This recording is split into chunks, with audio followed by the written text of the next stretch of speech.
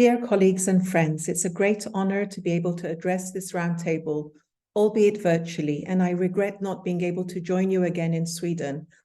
I did have the good pleasure of being there last month. I'm very grateful for the invitation to share my thoughts on the important topic of the promotion of freedom of religion or belief in Sweden's foreign policy, and I wish to thank the organizers at SMC Faith in Development and everyone else involved for this opportunity. I've been asked to address some of the current trends and challenges regarding respect for freedom of religion or belief globally. There's a huge amount that one could say about this. And indeed, since taking on the mandate since August 2022, I've dedicated my first two thematic reports to better mapping the contours of the challenges we now face, some 37 years after the establishment of the mandate, 42 years after the 1981 Declaration on the Elimination of All Forms of Intolerance and of Discrimination based on Religion or Belief, and 75 years after the adoption of the Universal Declaration of Human Rights. In its Resolution 49.5, which renewed the mandate, the Human Rights Council expressed its deep concern at emerging obstacles to the enjoyment of freedom of religion or belief, including acts of violence, the rise of religious extremism, incidents of religious hatred, discrimination, intolerance, and violence, manifested through derogatory stereotyping, negative profiling, and the stigmatization of individuals on the basis of their religion or belief, violations of the freedom in law and practice, constitutional and legislative systems that fail to provide for freedom of religion or belief without distinction, and attacks on religious places and sites, and the vandalism of cemeteries. Given the limitations of time and the format of this intervention, let me highlight just 4 issues that I believe to be particularly salient at the moment. Violence, hate speech, and incitement to violence is the first. The landscape of freedom of religion or belief broadly reflects a global trend towards increased polarization, hate speech, and intolerance based on and even in the name of religion or belief. This trend is not helped by the spread of misinformation and populist narratives, especially when social media, which is designed to function as echo chambers and profits from doing so, accelerates this even further. Freedom of religion or belief is, of course, deeply intertwined with freedom of expression. They are integral to one another. There can be no true freedom of religion or belief without the freedom to express oneself on matters related to it. This includes challenging taboos, which may serve to maintain and reproduce human rights violations in the name of religion or belief, such as stereotypes based on gender, caste, disability, or other. Critiques of religious or belief doctrine plays a role in allowing for open investigation of matters of thought, conscience, and religion, and indeed of allowing for change of religion or belief for those who choose to do so. However, we must be awake to the possibility that critiques of religious doctrine can be mobilized in the process of othering, dehumanizing, or racializing religious or belief communities and individuals. This is on the one hand demonstrated by the spate of the burnings of the Holy Quran, especially by far-right actors in recent months in Europe. When left unchecked, hateful discourse can constitute incitement and facilitate violence against religious or belief minorities. The 6-part threshold test of the Rabat Plan of Action offers us very helpful guidance in this regard.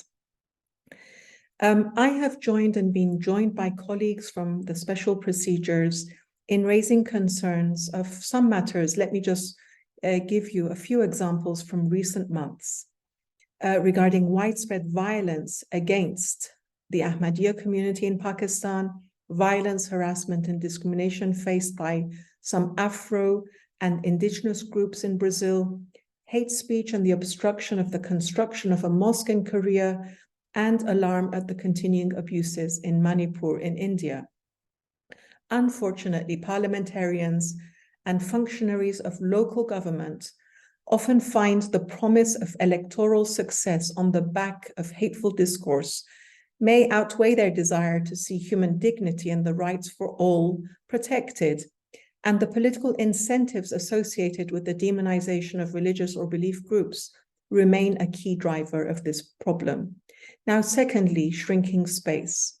These abuses are, of course, reflective of a broader trend towards shrinking space for civil and social engagement of various kinds, be it in relation to religion or belief or human rights more generally.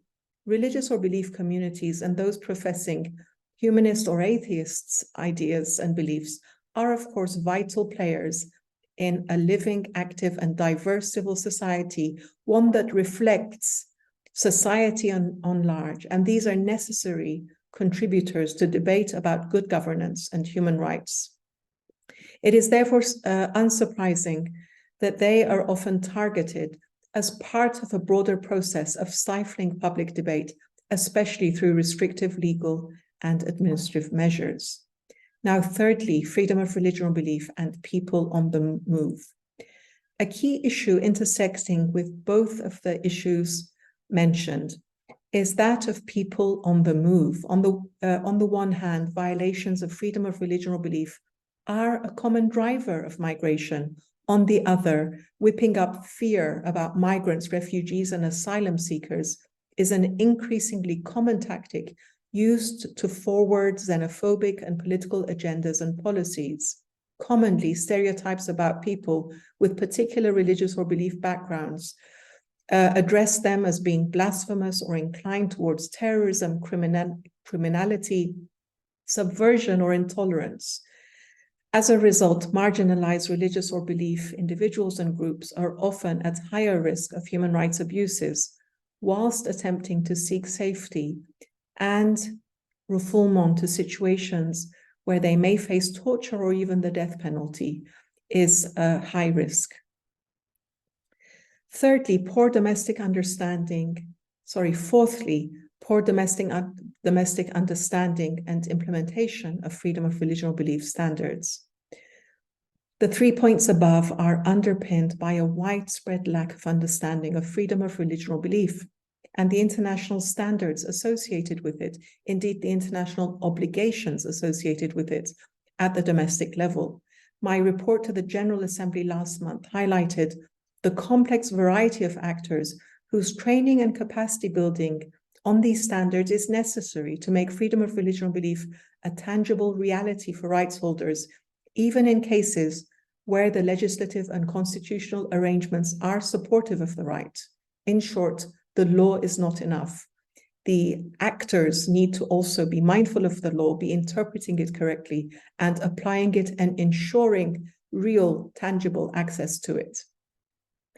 Parliamentarians are particularly well placed to address these and other barriers to ensuring the effective enjoyment of freedom of religion or belief in both domestic and in foreign policy, in domestic settings and in foreign policy. Of course, while a foreign policy approach to promoting freedom of religion or belief cannot be the only tool for promoting the right, it remains an important and helpful one. Foreign policy actions should seek to be as inclusive as possible in promoting freedom of religion or belief for everyone, rather than a singular focus on a single community and overlooking the violations suffered by other target communities. Foreign policy approaches to freedom of religion or belief should also be mindful of all three dimensions of this right: the enjoyment of the right to have, adopt, and change or manifest a religion or belief, the freedom from discrimination based on religion or belief, and the freedom from human rights violations justified with reference to religion or belief. This may seem daunting, but there are a number of helpful initiatives at the international level which can support parliamentarians in deepening their understanding and engagement with this issue. I'd like to highlight the excellent ongoing work of the International Panel of Parliamentarians on Freedom of Religion or Belief, IPP4, and note that the Interparliamentary Union, IPU, has begun taking steps to increasingly recognize the importance of freedom of religion or belief and indeed promote its standards amongst parliamentarians. A key priority of my mandate continues to be to encourage the integration of freedom of religion or belief into the agenda for sustainable development and local and international development projects.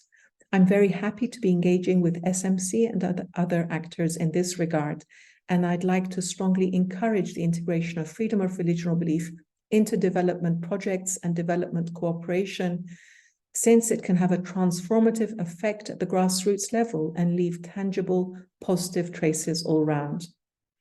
I hope that these few prompts that I've been able to offer through this medium offer some food for thought for your roundtable, and I look forward to hearing about your deliberations. I wish you a productive and engaging meeting and extend to you once again my sincerest thanks for allowing me to join you. Thank you very much.